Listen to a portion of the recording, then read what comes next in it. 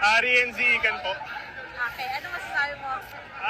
Una-una po, maraming salamat po kay Lord kasi hindi ko po magagawa to lahat without Him. And of course, sa family ko po na sumuporta po sa akin all throughout my journey. Sorry po, I'm out of words. First time mo ba? Actually, second na po. Second na. Last year po yung isa. Gano'ng kahirap to? Gano'ng kahirap?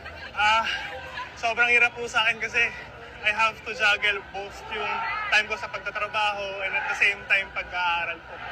O diba? Nakaka-inspire yung ganong klaseng mindset na kung saan patuloy lang sila sa pag-abot ng goals nila sa buhay. Yes,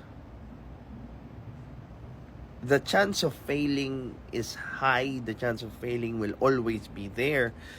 But failure is not the opposite of success. It is part of success. As long as you bring the lessons of those failures, one day, you will succeed and reach your goal. Hindi na sapat yung puro reklamo lang tayo.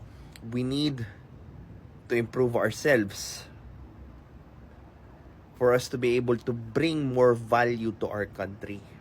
They live in the same environment and yet they manage to thrive. Hindi ba mas magandang ma-inspire tayo sa kung ano yung ginawa nila at tignan natin kung pwede natin silang ma-apply sa mga sarili natin para makapag-improve din tayo, para maging valuable din tayo sa Pilipinas. Hindi lang yung taga-reklamo tayo, hindi lang yung taga-rally lang tayo.